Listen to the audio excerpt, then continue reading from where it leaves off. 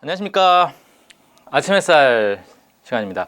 코로나19와 경제위기 두 번째 시간입니다. 지난번에 첫 번째 얘기 소개가 좀 있었고요. 오늘 마지막 편이죠. 향후 전망에 대해서 얘기를 해보도록 하겠습니다. 첫 번째, 세계 자본주의권의 극심한 혼란과 침체, 이 주제인데, 코로나19 때문에 경제가 어려운 건 누구나 다 알고 있죠. 그런데 코로나19가 그러면 퇴치가 되면, 완전히 이제 사태가 해결이 되면 경제는 다시 원상 복귀될 것이냐? 전혀 그렇지 않다라는 겁니다. 극심한 혼란과 침체가 예상된다라는 겁니다. 일단 왜 그런가? 지금 자본주의권의 가장 큰 문제가 뭘까요? 지난 2008년도에 미국의 서프라임 모기지 사태로 경제가 완전히 이제 휘청했다가 다시 쭉 어떻게 버텨왔어요, 지금까지. 근데 여기서 가장 큰 문제는 뭐냐면 돈을 풀어가지고 경제를 팽창은 시켜왔는데 실제 실물 경제가 발전할 수 있는 성장 동력이 없다는 겁니다. 자본주의 경제가 발전하려면 새로운 성장 동력이 나와야 되는 거거든요. 지금 흔히 얘기하고 있는 성장 동력 하면 뭐가 있습니까? 4차 산업혁명 얘기 많이 하고 있죠. 이건 뭐 우리나라도 얘기하고 있고 전 세계가 다 그 얘기는 하고 있어요. 그 다음에 뭐 전기자동차, 그 다음에 뭐 AI 최근에 뭐 그런 것들이 나오고 있는데 이런 4차 산업혁명이 새로운 신성장 동력으로서 자본주의 발전을 이끌어 나갈 것이다 라고 많은 사람들이 기대는 하고 있는데 과연 그럴까라는 거예요. 자, 이게 어떤 문제가 있냐면은 지난 2018년 그 세계 경제 포럼, 흔히 그 다보스 포럼이라고 하죠. 스위스 다보스에서 열리기 때문에 거기 2018년에도 이제 열렸는데 여기서 그 하나의 섹션이 추가가 됐어요.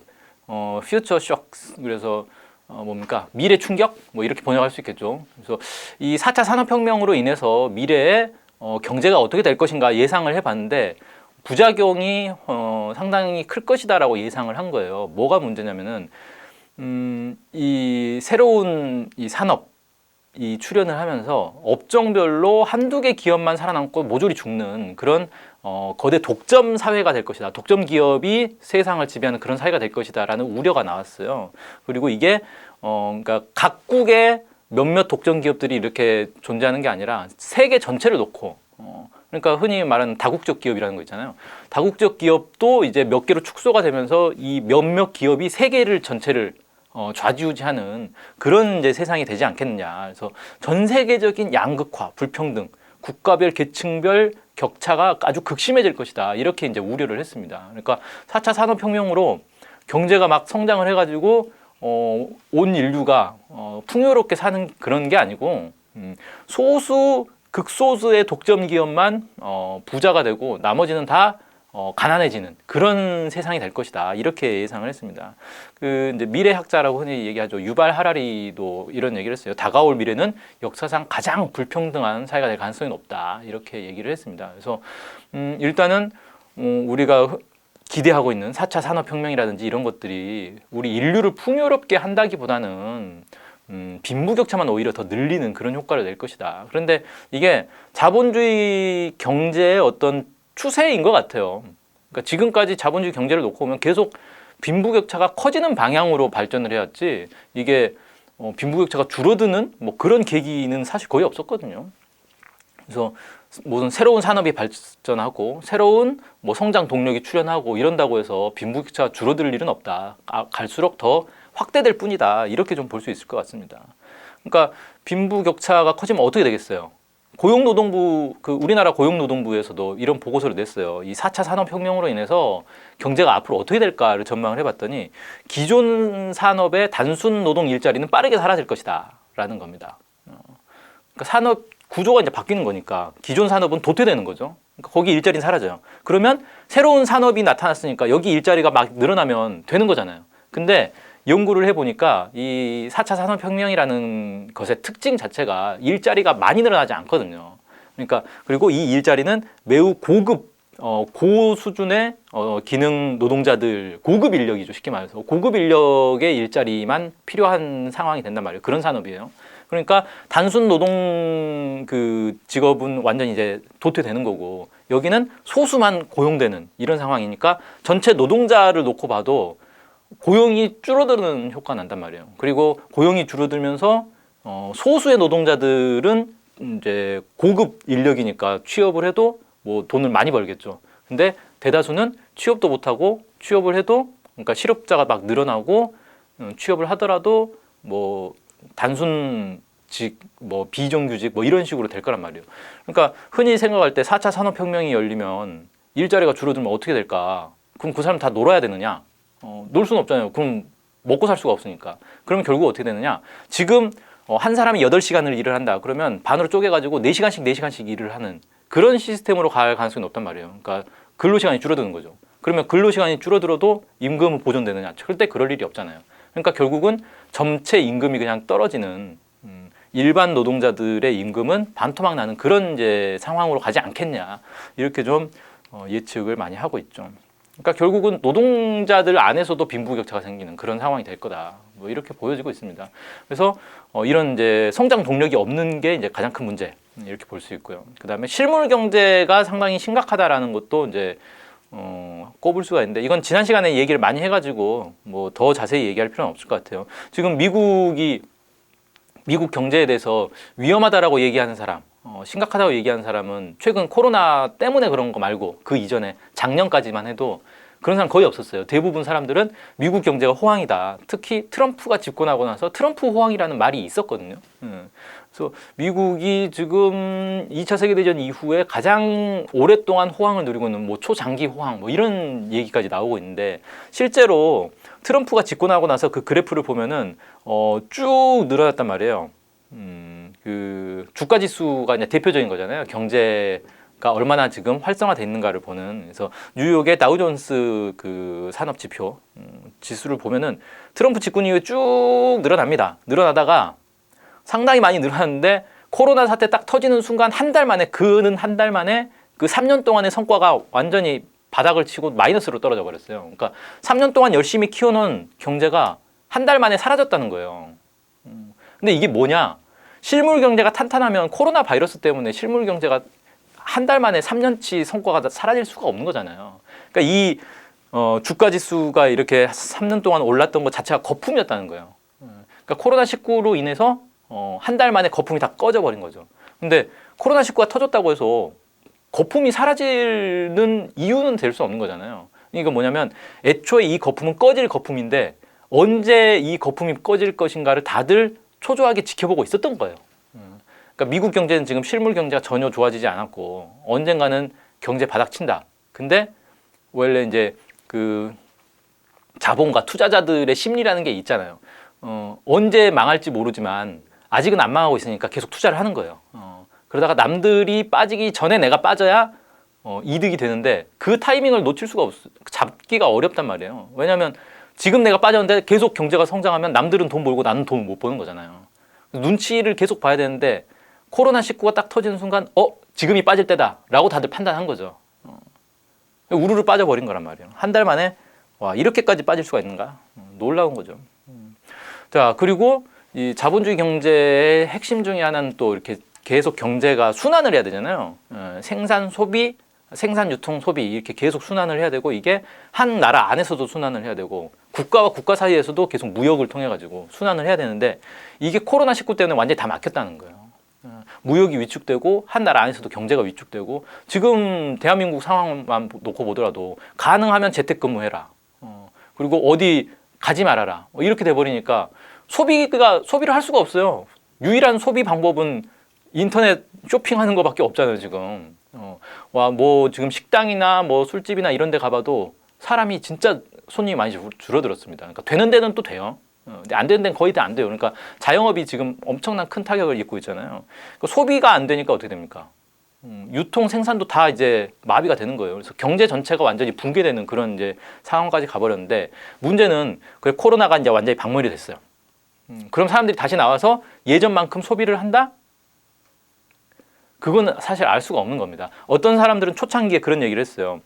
이게 코로나가 잡히고 나면 그동안 못 쓴 것 때문에 사람들이 그런 어떤 보상 심리 때문에 더 많이 쓸 거다. 그래서 코로나 붐이 일어날 수 있다. 경제 붐이 일어날 수 있다. 뭐 이런 식의 그 주장들이 코로나 사태 초기에 있었습니다. 근데 지금 코로나 사태가 몇 달 동안 이렇게 장기화되면서 그런 이제 장밋빛 전망을 내놓는 사람 거의 없어졌어요. 대부분 이거 심각한 상황이고 이게 회복되기가 어려울 것 같다라는 얘기가 많이 나오고 있고 또 어떤 측면이 있냐면은 이렇게 저소비, 극도로 아끼는 소비 패턴이 정착이 돼버릴 수 있다. 이게 한 달 정도 참고 그 다음부터 쓴다 그러면 막 쓸 수 있는데 2달, 3달 이렇게 가버리니까 이 소비 패턴 자체가 정착이 돼버려가지고 사람들이 돈 안 쓰고 사는 습성이 들어버릴 수가 있는 건데 이걸 이제 저소비, 조소비 시대 뭐 이렇게 표현을 하더라고요. 그래서 이거는 코로나19 이전부터 몇 년 전부터 계속 그 경제 쪽에서는 경고하고 있었던 게 있어요. 저소비 시대에 살아남기 위한 대비를 해야 한다. 앞으로 저소비 시대가 열릴 거다. 이런 얘기들이 계속 나오고 있었거든요. 코로나 사태가 이거를 앞당긴 거나 다름없는 거죠. 갑자기 이렇게 강제로 만들어버린 거나 다름없는데 아무튼 앞으로 저소비 시대가 열릴 가능성이 높다. 그러면 경제가 어떻게 된다는 거예요? 침체된다는 얘기죠. 거기다가 더 골 때리는 건 뭐냐면 그 경제가 어려울 때는 너도 나도 다 힘든 것 같잖아요. 근데 부자는 경제가 어려울 때도 돈을 법니다. 근데 개미 군단은 절대 경제가 어려울 때 돈을 못 벌어요. 그 하나의 규칙입니다. 그러니까 부자들은 돈이 많기 때문에 경제 위기 상황에서 어떻게 하면 돈을 벌지를 또 만들어낼 수가 있어요. 정말 대단한 거죠. 뭐 예를 들면 선물 시장 같은 거 있잖아요. 주가가 떨어지면 돈을 버는 사람들이 있어요. 주식에 투자한 사람은 주가 떨어지면 돈을 잃지만 종합주가지수 연동 선물에 투자한 사람들은 주가가 떨어지면 오히려 돈을 벌어요. 그런 식으로 부자들은 돈 벌 수 있는 기회를 여기저기 많이 찾아낼 수 있고 심지어 만들어낼 수도 있다는 거죠. 자, 근데 이런 것들이 어떻게 만들어지느냐 보면은 그 지금 이제 코로나19 때문에 경제가 막 어려워지고 있잖아요. 그래서 경제 대안이라고 내놓는 것들을 보면은 지난번에 황교안 대표 미래통합당의 대표죠. 황교안 대표가 무슨 얘기를 했냐면 자, 코로나19를 이겨낼 경제 대책 이거다라고 하면서 법인세 인하해라. 그다음에 최저임금 업종별 적용, 주 52시간 예외 허용 이런 것들을 주장을 했어요. 이게 뭐냐면은 법인세 인하라는 건 법인세 내는 사람이 누굽니까? 저는 안 내요. 법인을 가진 기업이 내는 거예요. 그러니까 기업들이 돈을 벌어서 세금 내는 게 법인세인데 대기업들이 법인세를 많이 내겠죠. 중소기업들은 어차피 조금 낼 거고 개인은 낼 일이 없는 거고. 근데 법인세를 인하하면 누가 혜택 받습니까? 재벌들이 가장 큰 혜택을 받는 거예요. 그러니까 코로나19 때문에 경제가 어려운데 재벌들에게 혜택을 주자라고 얘기를 하고 있는 거예요. 그 다음에 뭐 최저임금이나 주 52시간 이거 무슨 얘기냐면은 노동시장에 대한 얘기예요. 이번 기회에 노동시장을 더 유연화해보자. 라는 거예요. 그 노동시장 유연화라는 표현 제가 좀 싫어하는데 유연화는 되게 좋은 긍정적인 의미잖아요. 어감 자체가. 근데 노동시장 유연화라는 건 기업 입장에서는 유연하고 노동자 입장에서는 언제 잘릴 줄 모르고 언제 비정규직 될지 모르는 언제 임금 하락될지 모르는 그런 상황을 얘기하는 거예요. 그러니까 노동시장 악화인 거죠. 노동자 입장에서는. 기업 입장에서야 유연화인 거고. 근데 이런 거를 주장을 하는 거예요. 이게 뭐랑 딱 닮았냐면 IMF랑 딱 닮았잖아요. IMF 사태 때 IMF로 우리나라 경제가 어려우니까 고통 분담하자. 노동자들 참아라. 정리해고하고 구조조정하고 비정규직 만들고 파견근로제하고 이게 다 뭡니까? 신자유주의 정책을 도입한 거예요. IMF라는 핑계로 이걸 밀어붙일 수가 있었던 거예요. 그때 노동자들이 저항을 했지만 끝까지 저항할 수가 없었어요. 왜? IMF로 다들 힘든데 노동자들은 왜 너네 집단 이기주의 벌이냐 이런 식으로 매도를 해버렸단 말이에요. 그러면서 기업들은 뭘 손해를 봤습니까? 이런 식으로 지금 코로나19 때문에 다 전 국민적으로 힘든데 야 기업들 힘드니까 세금 깎아주자. 기업들 힘드니까 노동자들 더 양보해라. 이런 주장을 황교안 대표가 하고 있는 거예요. 이런 식이다. 그러니까 위기 상황에서 그 상황에서도 자기들의 어떤 탐욕을 채우기 위한 그런 정책들을 슬그머니 내놓는다는 거죠. 미국도 마찬가지입니다. 지금 미국이 지난주인가 뉴스에 나온 게 일주일 사이에 실업자가 328만 명이 증가를 했대요. 실업자가 어마어마하게 지금 늘어나고 있는 거예요. 그러면 코로나19가 잡히고 나면 이 실업자들이 다시 취직이 되겠습니까? 안 되죠. 기업이 다시 살아났으니까 이 잘린 그동안 잘라서 미안한데 다시 복직해라. 이렇게 절대 안 합니다. 새로운 사람을 고용하겠죠. 그렇게 해야 임금이 더 싸니까. 그리고 어떻게 고용합니까? 비정규직으로 고용해버리는 거죠. 그래서 고용의 질이 하락한다. 이게 실제로 미국도 2008년에 금융위기를 겪으면서 있었던 일인데 2008년에 금융위기로 실업률이 쫙 올랐을 거 아니에요. 많은 기업들이 파산하고 막 이러면서 실업자들이 쫙 늘어났는데 이게 지금 이제 거의 한 10여 년, 10년 정도 지난 거죠. 실업률이 쭉 줄어들었어요. 그래서 뭐 특히 이제 그 트럼프 시대에 와가지고 실업률이 더 줄어들고 막 이래가지고 야 미국이 지금 거의 완전 고용 상황까지 왔다. 실업률이 엄청 줄어들었다. 호황이다. 막 이렇게 얘기를 하는데 재밌는 건 뭐냐면 임금 상승률을 놓고 보면은 임금 상승률이 그대로예요. 실업자가 줄었는데 노동자가 늘어났으면 당연히 임금도 늘어나야 되잖아요. 근데 임금이 안 늘어나요. 이유는 늘어난 그 취업자, 늘어난 노동자들이 다 비정규직 노동자인 거예요. 임금을 절반밖에 못 받아요. 그러니까 이게 뭐냐, 지난 시간에도 제가 얘기했듯이 긱 이코노미라고 했잖아요. 막 이름은 되게 멋있어 보이는데 그냥 비정규직인 거예요. 일반 비정규직보다 더 열악한 초단기 알바의 개념입니다. 이게 그러니까 초단기 알바로 고용이 되면서 실업률이 낮아진 거기 때문에 이건 뭐 임금이 총액이 늘어나지를 않는 거죠. 그러니까 결국은 뭐냐, 실업률은 금융위기 2008년 금융위기 이전 상황을 회복을 했는데 임금은 그 상황으로 돌아가지를 못하고 금융위기 직후에 그 열악한 임금 상황으로 그대로 유지되고 있다. 그러니까 결국은 노동자들은 전혀 금융위기 시대를 벗어나지 못한 거죠. 기업들만 벗어난 거죠. 이런 이제 상황. 그래서 지금의 코로나19로 인한 경제 위기를 틈타 가지고 기업들은 더 자기들의 이익을 챙길 것이고 노동자들은 챙길 방법이 없는 거죠. 그냥 당하는 거죠. 자, 이런 여러 가지 이유들 때문에 코로나19 사태가 끝나고 나서도 경제 위기는 해소되기 어렵지 않겠나, 뭐 이렇게 좀 보여집니다. 자, 그러면 어쨌든 독점 자본은 이 자본주의 경제 위기를 극복하기 위해서 노력을 할 거 아닙니까? 그래야 자기도 살아남을 수 있으니까. 그러니까 자본주의 체제가 있어야 독점 자본도 있는 거지. 자본주의 체제가 무너졌는데 독점 자본 혼자 잘 먹고 잘 살 수는 없는 거거든요. 그럼 어떻게 해야 됩니까? 얘네들도 양보를 해야 되겠죠. 그래서 이제 등장하는 게 세금을 더 많이 내겠다. 부자들이 더 세금을 많이 내자. 이런 얘기들이 일각에서 나오기 시작합니다. 부자들 내에서 나오기 시작해요. 예를 들어서 빌 게이츠가 얼마 전에 이 얘기를 했었죠. 부자들 지금보다 더 많은 세금 내야 한다. 그리고 몇 년 전에 워런 버핏이라고 되게 유명한 뭐 세계 3대 투자자 뭐 이렇게 얘기하는데 이 사람도 그런 얘기를 했어요. 부자들이 더 세금을 많이 내는 그런 것들 얘기를 해가지고 뭐 버핏세 논란도 있고 그랬죠. 그러니까 이건 뭐냐면은 야, 이러다가 자본주의가 아예 망하는 거 아니야? 그러기 전에 차라리 우리가 뭔가 좀 더 양보를 하는 게 맞겠다, 이런 생각을 하는 사람들도 나오는 거예요. 그리고 자본주의 지금 신자유주의가 막 극도로 이렇게 고도로 발전해 있는 상황인 건데 이 신자유주의로는 이제 안 될 것 같으니까 그럼 국가가 뭔가 복지를 확대한다거나 아니면 사회주의적 요소를 도입한다거나 이런 걸 통해 가지고 좀 이겨내야 되지 않겠냐, 이런 주장도 나오고 있죠. 최근에 코로나19를 계기로 해가지고 뉴욕 주지사가 의료 장비들 를 구매하고 공급하는 거를 국유화를 하자. 국가가 이거 책임져라. 마치 이제 한국에서 마스크를 국가가 이렇게 공급하듯이 이렇게 해야 되는 거 아니냐, 이런 주장들이 나오고 있는데 이런 것들이 다 비슷한 거예요. 그리고 이제 기본소득제가 세계 각국에서 여러 나라들이 지금 기본소득제는 아니죠. 정확하게 말하면은 재난 긴급 구호 자금이라고 해가지고 전 국민에게 아니면 상당수 국민에게, 저소득층에게 그냥 돈을 풀어버리는 거예요. 이런 것들이 일어나고 있는데 우리나라에서 이 기본소득제에 대해서 어떻게 잘못 알려져 있냐면 이게 무슨 좌파 정책, 사회주의 정책 이렇게 알려져 있어요. 근데 되게 웃긴 게 기본소득제 자체는 사실 우파의 정책입니다. 원래 애초에 기본소득제 아이디어도 우파 쪽에서 나온 거고 이걸 우파 쪽에서 많이 주장을 했어요. 근데 아무튼 한국 사회에서는 뭔가 좀이라도 새로운 경제 정책이 나오면 다 이게 무슨 좌파, 무슨 사회주의 뭐 이렇게 매도를 해버리는데 좀 웃기는 얘기죠, 사실은. 근데 아무튼 좌파 정책으로 인식되는 것조차도 받아들이기 시작하는 거예요.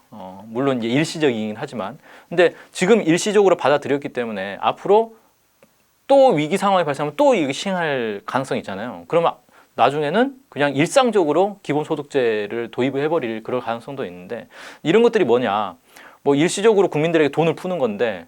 어쨌든 국민들이 이 돈을 받아가지고 바로 소비를 함으로써 경제를 활성화시키려는 그런 이제 노력의 일환이다, 뭐 이렇게 볼 수가 있겠고, 어쨌든 이 자본가들이 양보를 통해 가지고 뭔가 자본주의 체제를 계속 살려내야 된다, 이런 이제 움직임들은 있어요. 근데 문제는 뭐냐면 이게 주가 되기는 어렵습니다. 왜냐면은 독점 자본들이 약간의 양보는 할 수 있어도 근본적인 양보, 그러니까 자기들의 기득권을 포기한다, 이건 불가능한 거거든요. 그럼 어차피 자기들이 떵떵거리고 잘 살면서도 나라가 망할 것 같으면 약간 이제 돈을 내서 망하지 않을 정도로만 유지하겠다 말하는 거예요. 그런 거지. 아, 그래, 내가 완전히 내 기득권 내려놓을 테니까 일단 나라를 살려보자, 이런 건 절대 아니다 라고 봐야 됩니다. 자, 그 부자들의 심리 있잖아요. 모두가 잘 살면은 그건 부자가 아니죠. 자기 생활 수준이 과거하고 똑같은데 다른 사람도 다 잘 살게 됐어. 그럼 자기는 부자가 아닌 거예요. 그냥 평범한 거지. 남들보다 잘 살아야 부자인 거거든요.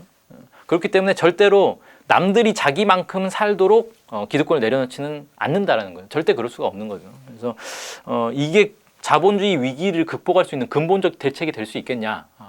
이건 될 수 없다라는 겁니다. 그러면 어떤 방법을 쓰게 될까? 결국은 전쟁에 눈을 돌리게 돼 있다라는 거예요. 일단 미국을 중심으로 좀 얘기를 해볼게요. 미국은 전쟁으로 먹고 사는 나라. 그래서 뭐 군산복합체 뭐 이런 얘기들도 나오고 있고, 뭐 제국주의 국가 아닙니까? 다른 나라를 공격해가지고 이 약탈하는 걸 기본으로 하고 있는 나라란 말이에요. 그래서 아마 지금 코로나19로 인해서 경제가 매우 어려워졌기 때문에 다시 전쟁을 통해 가지고 이거 극복하려고 하지 않겠느냐라고 쉽게 짐작을 할 수 있습니다. 근데 문제는 뭐냐면요, 전쟁이라는 게 그냥 전쟁을 하면 돈이 되는 게 아니에요. 영구 군비 경쟁이라는 개념이 있는데, 전쟁을 통해 가지고 경제를 활성화시킬 수 있다라는 거예요. 군비를 늘려 가지고 그걸로 경제를 활성화시킨다는 거죠. 근데 2003년 이라크전만 놓고 보더라도 이때 1년 만에 1,500억 달러를 지출을 했어요. 근데 이게 실제 미국 경제에 부양 효과를 줬느냐, 그러면 별로 관계 없습니다. 그러니까 미국 경제 규모가 GDP 규모가 매우 커졌기 때문에 이라크 전쟁 규모의 그런, 이라크 전쟁 규모가 작은 규모가 아니었잖아요. 상당히 큰 규모의 전쟁이었는데 이 정도 규모의 전쟁으로도 경기 부양 효과가 안 나타나더라라는 거예요.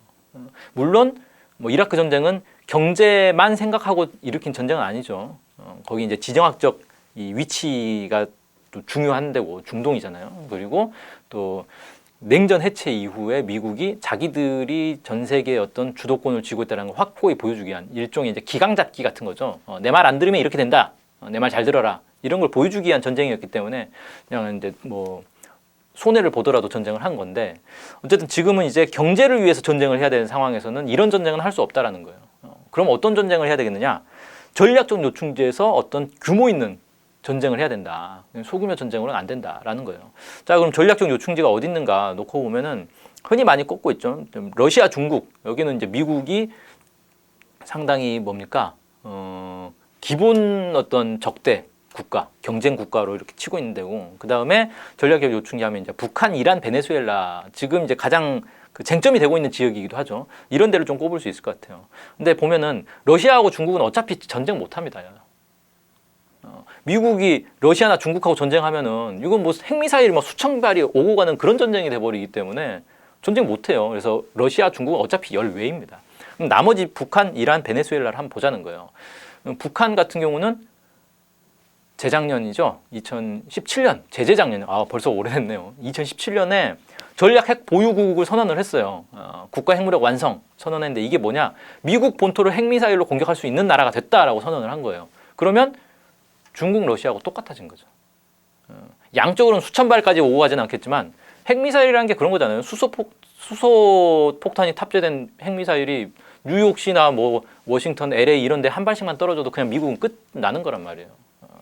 그러니까 어차피 전쟁 못 해요, 북한하고는.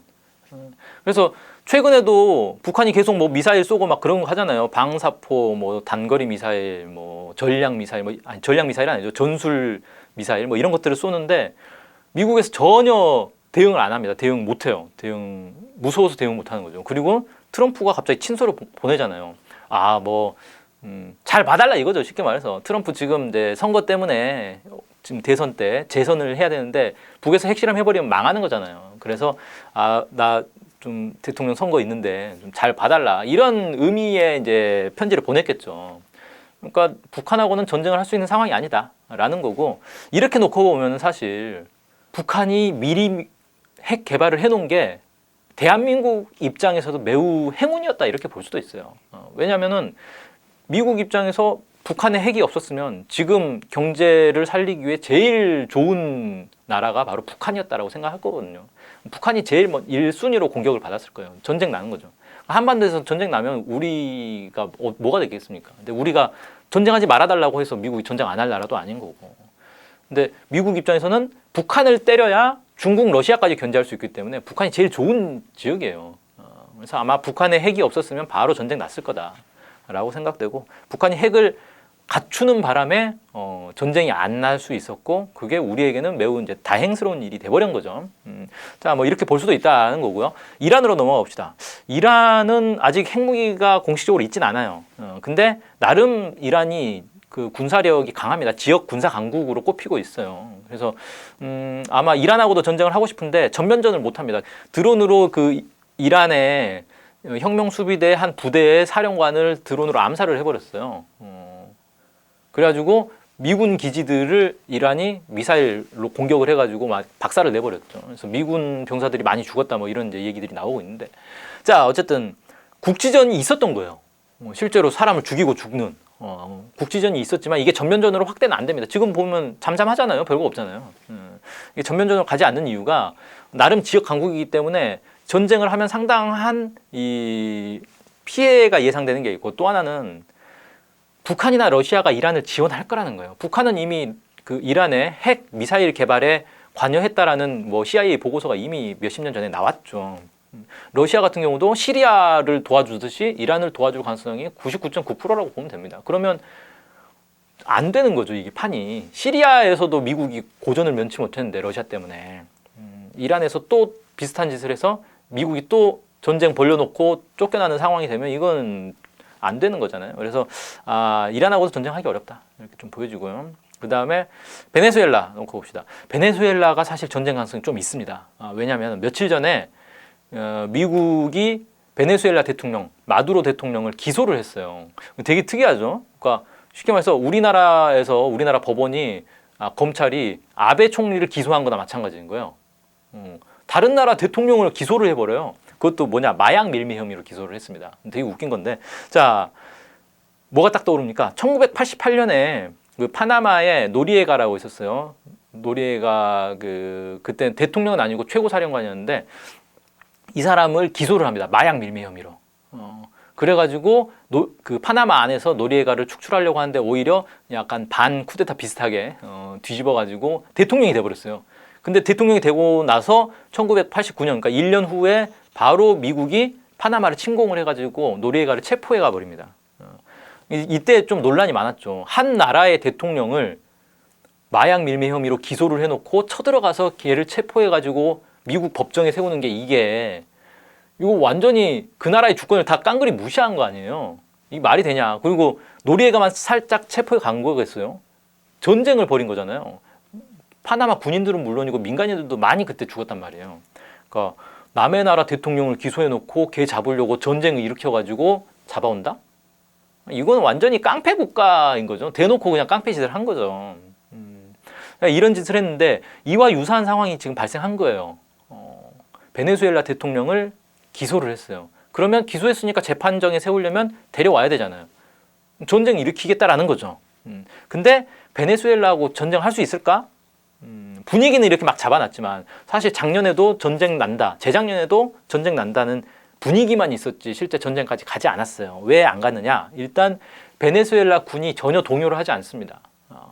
작년에 한번 뭐 쿠데타 소동 막 있었는데 전혀 동요하지 않았어요. 베네수엘라 군이 마두로 대통령을 적극 지지한다, 충성을 바친다라고 딱 공개를 해버렸어요. 그 다음에 군사 지원, 러시아에서 군사 고문단과 수송기나 이런 걸 막 보내줘가지고 전쟁 나면 러시아에서 군사적으로 도와주겠다라는 걸 공개를 했죠. 중국에서도 이번에 이제 그 마두로 대통령 기소한 거에 대해서 중국 외교부에서 발표를 했어요. 미국 왜 베네수엘라 내정 간섭하냐? 우린 반대다. 이런 입장을 밝혔단 말이에요. 북한, 이란, 쿠바 이런 반미 국가들도 당연히 베네수엘라를 지원을 하겠죠. 그러니까 이렇게 놓고 보면 미국 입장에서 반미 국가를 건드리기가 되게 어려운 상황이 돼버렸어요. 어느 하나를 건드리면 나머지 반미 국가들이 도와줘 버리니까 이게 참 난감한 상황이죠. 그럼 뭡니까? 전쟁 못 한다는 얘기예요. 전쟁 못 하면 뭐 합니까? 이제 약탈을 하는 수밖에 없죠. 경제적인 약탈. 근데 반미 국가들은 전쟁도 못하니까 경제적 약탈도 어려워요. 그럼 뭘 합니까? 동맹국들을 이제 빨아먹는 거예요. 대표적인 게 이제 뭐 유럽, 한국, 일본 이런 데를 빨아먹는 거 아닙니까? 일본은 뭐 지난 시간에 얘기했으니까 됐고, 유럽 같은 경우 이번에 유럽이 대이란 제재에 동참 안 하는데 너네 그러면 자동차 25% 관세를 부과하겠다 이렇게 협박을 했어요. 지금 독일 경제가 왜 어렵습니까? 미국에 자동차를 팔아야 되는데 이 관세 때문에 이 판매량이 줄어가지고 독일 경제가 어려워졌어요.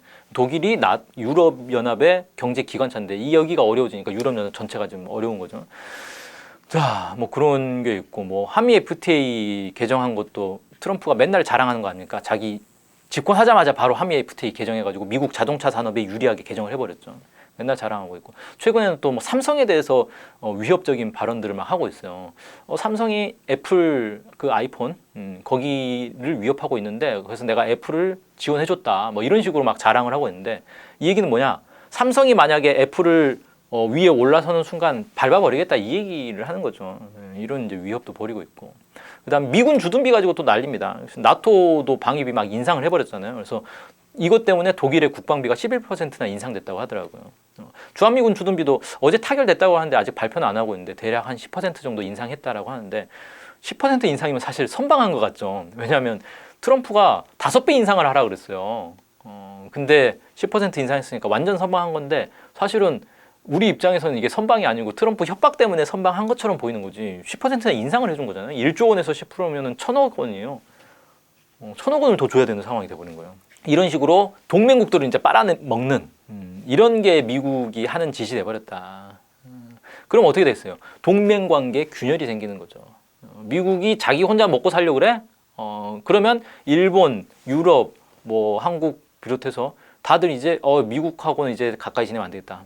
우리가 그동안 쟤네 말을 들어왔는데 너무 막 약탈을 하니까 이제 짜증난다. 안 되겠다. 이렇게 돼서 서로 갈라선단 말이에요. 갈라서면 어떻게 되냐? 현대 제국주의 체제 자체가 무너지는 거예요. 미국을 정점으로 해서 질서가 딱 잡혀있던 게 현대 제국주의 체제인데 이게 서로 이제 각자 도생하겠다. 우리 이제 더 이상 미국의 보호 밑에 안 있겠다라고 해버리면 이제 질서가 무너지는 거잖아요. 그래서 더 이제 위기가 심화될 수 있는 그런 상황이 되고 있는 거고 여기에 미국이 또 하나 이제 생각하고 있는 건 뭐겠어요? 중국을 약탈해야 되겠다. 전쟁은 못하는 거고 경제적 약탈은 할 수 있는 건데 무역전쟁은 일단 1차로 봉합이 됐잖아요. 올 초에. 근데 재개할 가능성이 있다. 곳곳에서 좀 나오고 있습니다. 이 무역협상 합의된 게 지금 무효가 될 가능성이 있다는 얘기들 나오고 있는데 코로나19 때문에 무효가 된다. 뭐 이렇게 나오고 있어요. 지금 미국이 보이는 모습이 약간 좀 불안합니다. 이 중국하고 무역전쟁을 다시 할 가능성이 보이는데 무역전쟁이 단순히 작년까지는 뭐 치고받고 싸우는 거였는데 이게 아니라 일방적으로 중국을 보복하는 그런 형태로 갈 수도 있겠다라는 생각이 드는 게 중국을 봉쇄하려는 것 아니냐 이런 얘기들이 좀 나오고 있어요. 예를 들어서 어떤 일이 있었냐면은 올해 중국의 경제 후원을 받는 미국 내 교수들이 꽤 있습니다. 연구소 뭐 이런데 중국으로부터 이제 지원금, 약간 장학금 같은 걸 받는 거예요. 근데 그런 사람들을 솎아내겠다라고 미국이 선언을 했어요. 그래가지고 실제로 미국의 아주 대표적인 교수 중에 한 명인데 과학자인데 체포가 됐어요. 중국한테 돈 받았는데 제대로 신고 안 했다라고 해가지고 거의 뭐 산업 스파이 수준의 취급을 받으면서 체포가 돼버렸죠. 그 다음에 또 어떤 일이 있었냐면 미국 내에 중국 언론사 지사들이 있을 거 아니에요. 지부들이 있는데 여기에 대해서 사실상의 제재에 해당되는 그런 조치들을 취했습니다. 그래서 중국에서 발끈해가지고 중국에 있는 뭐 뉴욕타임스라든지 뭐 이런 이제 미국 언론인들을 막 추방하는 그런 이제 일들이 벌어졌는데 이게 약간 이제 적대국으로 이렇게 발전하는 어떤 봉쇄 수순으로 가고 있는 거 아니냐 이런 이제 의혹이 있고 또 하나는 미국 내에서 일각에서 계속 주장하고 있는 게 이 코로나19 사태가 중국 때문이다. 중국에서 퍼뜨렸고 제대로 대처를 못해가지고 전 세계에 확산된 거니까 중국에 배상을 물려야 된다. 이런 주장을 하는 데가 있습니다. 세상에 전염병이 확산되는데 그 첫 발생지에 대해서 배상을 요구하는 사례가 없거든요. 지금까지. 그 말이 안 되는 거잖아요. 오히려 제일 큰 피해를 본 나라인데. 근데 중국에 대해서 배상을 요구해야 된다라고 하면서 중국이 지금 아마 미국 채권을 가장 많이 가진 나라일 거예요. 일본하고 둘이 해서 아마 1, 2위를 다툴 텐데 그거를 이제 채권이라는 게 미국 채권을 샀으면 미국한테 채권 돌려주면서 돈 내놔라라고 할 수 있는 권리가 있는 거잖아요. 그거를 이제 탕감을 해버려야 된다. 즉 중국한테 우리가 돈을 안 주겠다, 채권 가지고 있다 하더라도 돈을 안 주겠다, 뭐 이런 식의 이제 주장들이 막 나오고 있어요. 중국에서 이제 발끈하겠죠.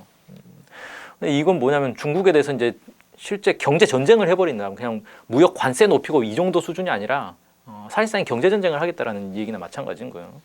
그리고 이런 거를 합리화하기 위해서 뭘 합니까?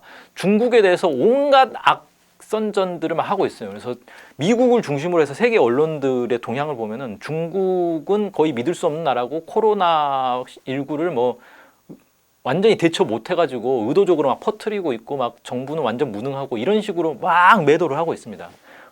그게 어디까지 사실인지 사실 파악이 안 돼요. 확인이 안 돼요. 그러니까 거의 조선일보식, 조중동식의 소설들을 막 쓰고 있을 수도 있는 거거든요. 왜냐하면 근거가 별로 이렇게 없으니까. 근데 실제 중국에서 코로나19를 잡기 위해서 상당한 노력을 했고 그게 성과를 내서 지금 어떻게 됐습니까? 이제 신규 환자가 상당히 많이 줄어들었잖아요. 거의 이제 안 나오고 있는 수준이란 말이에요. 중국 인구하고 비교해 봤을 때 거의 신규 환자가 없어요. 그러니까 엄청 방역을 잘한 거거든요, 중국은. 근데 거기에 대한 이런 성과에 대해서는 전혀 얘기를 하지 않고 있죠. 예를 들어서 중국이 막 거의 군대를 투입해가지고 도시를 봉쇄하고 그렇게 해가지고 전염병을 완전히 막아버렸잖아요. 그리고 진단키트도 한국의 진단키트보다 더 성능이 뛰어난, 더 빨리 검증이 되고 또 신뢰도도 높은 그런 진단키트도 개발했는데 이런 거에 대해서는 거의 보도를 안 하고 있어요. 그러니까 중국이 꽤 나름 엄청 노력을 하고 있는데 이런 것들은 보도 안 하고 뭐 중국에서 뭘 숨기고 있네, 뭘 숨기고 있네 이런 식의 뭐 의혹성 보도만 잔뜩 늘어놓는 거죠. 이게 뭐냐? 반중국 감정, 혐중 감정을 불러일으켜가지고 나중에 중국에 대해서 경제 제재를 하고 봉쇄를 하는 명분을 만들고 있는 과정이다. 뭐 이렇게 좀 볼 수 있을 것 같아요. 아무튼 이런 게 미국의 해법이라는 거예요. 미국이 지금 경제 위기를 탈출하려고 하는 해법. 이걸로 해법이 되겠습니까? 자, 마지막으로요. 이런 가운데 우리가 주목해야 될 곳이 있습니다. 바로 북한입니다. 저도 이번에 찾아보고 깜짝 놀랐는데 전 세계 코로나 환자가 발생한 나라가 205개국이나 된대요. 전 세계 나라가 거의 210개국인가 뭐 이 정도 될 거예요. 그러니까 코로나19가 없는 코로나19 환자가 없는 나라가 거의 없는 거예요. 거의 대부분의 나라에 한두 명이라도 확진자가 발생을 했는데 유일하게 발생 안 한, 그러니까 거의 유일하게 발생 안 한 나라가 북한이에요. 아직 뭐 북한에 지금 코로나19 환자가 막 있는데 뭐 어떻게 됐네 막 이런 보도들은 막 나오고 있는데 그 하나도 증거가 없잖아요. 카더라 통신이죠, 쉽게 말해서. 전혀 근거도 없는. 실제 북한에는 지금 코로나19 환자가 공식적으로 없어요. 그리고 있다는 증거도 없고 방역을 되게 잘한 거죠. 왜 이게 가능했냐? 북한에서는 코로나19 사태 초반에 국경을 완전히 봉쇄를 해버렸어요. 그래가지고 절대 코로나19가 들어오지 못하게 아예 막아버렸단 말이에요. 철저하게. 근데 이게 가능했던 건 뭐냐면은 북한은 자립 경제를 하고 있었기 때문에 가능했던 거다. 우리 같은 경우는 하고 싶어도 못해요. 뭐 지금 뭐 미래통합당 중심으로 해가지고 중국을 입국 금지를 해야 된다, 봉쇄를 했어야 되는데 안 했다 이렇게 얘기하는데 중국 입국 금지해가지고 우리나라 경제가 살아남을 수가 없어요. 말이 안 되는 소리를 하는 거예요.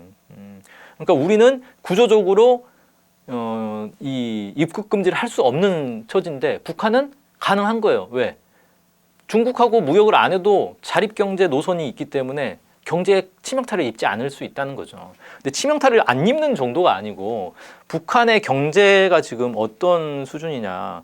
지금 사진에 보고 있는 게 원산 갈마 해안 지금 관광 지구예요. 엄청난 건설 붐 지금 이제 아마 올해 완공할 거다 뭐 이렇게 얘기하고 있는데 해안 쉽게 말해서 해수욕장이에요. 해수욕장을 이렇게 막 으리으리하게 지금 만들고 있어요. 이것뿐만 아니라 며칠 전에 평양 종합병원이라는 걸 건설하겠다라고 해서 착공을 했죠. 상당히 큰 규모의 이겁니다. 이건 조감도예요. 이걸 했는데 지금같이 경제가 전 세계적으로 마이너스 성장을 하고 있는 심각한 상황에서 이런 건설 붐을 계속 유지하고 있는 나라는 거의 북한밖에 없단 말이에요. 그러니까 경제가 계속 잘 나가고 있다라는 거죠. 이게 어떻게 가능했냐? 자립 경제니까 가능했다. 전 세계는 지금 세계화 경제에 완전히 빠져 있는데 세계화 경제다 보니까 어떻게 되느냐? 경제가 어려워지니까 다 같이 어려워지고 독자적으로 살아남을 수 있는 방법이 없는 거예요. 예를 들어서 중국이 지금 코로나 대처를 잘해가지고 거의 지금 퇴치를 한 거 아니에요. 그러면 경제가 다시 이제 살아나기 시작했단 말이에요. 그래서 중국 공장이 다시 굴러가기 시작한다 이런 보도들이 나오고 있는데 문제는 중국에서 공장을 돌려봐야 물건을 팔 데가 없어요. 지금 다른 나라들이 중국 물건을 살 수 있는 형편이 아니잖아요. 그러니까 지금 일국의 노력으로 경제가 살아날 수 있는 상황이 아닌 거예요. 세계 경제가 그냥 일체화되어 있으니까. 근데 여기서 유일하게 벗어나 있는 곳이 바로 북한이다. 왜 어떻게? 자립 경제니까. 세계 경제가 어떻게 되든 북한 경제는 자기 그냥 목표대로 쭉 나아갈 수 있는 그런 구조로 갖게 됐다는 거예요. 그래서 자립 경제 노선이 이런 이점이 있다라는 게 이번에 이제 확인이 된 거죠. 그래서 앞으로 북한의 경제 방식, 자립 경제 노선 이런 것들이 좀 주목받지 않겠냐 이렇게 좀 보여지고, 특히 그 지금 세계 각국에서 하고 있는 기본소득제 있잖아요. 다시 얘기를 해보자면 기본소득제라는 것 자체는 국민들한테 돈을 나눠줘서 이걸 가지고 자국 내에서 쓰도록 하는 거예요. 그러니까 내수 시장을 확대하겠다는 거죠. 내수 시장을 확대해야 경제가 살아날 수 있기 때문에 이것도 일종의 자립 경제 노선의 일환이다 이렇게 볼 수 있는 거죠. 무역을 열심히 해가지고 돈 법시다 이게 아니잖아요. 내수 시장을 확대합시다 이거니까. 그래서 이런 것도 좀 주목해 볼 필요는 있겠다 이런 차원에서 이렇게 보여지고, 아무튼 지금 이제 코로나19 사태가 해결되더라도 경제 위기는 더욱 이제 나락으로 빠져들 텐데, 이런 경제 위기 속에서 이 경제를 어떻게 다시 복구해 낼 것인가에서 주목해 볼 만한 그런 곳이 바로 북한이다. 뭐 이런 얘기를 하면서 오늘 아침 햇살 마치겠습니다. 고맙습니다.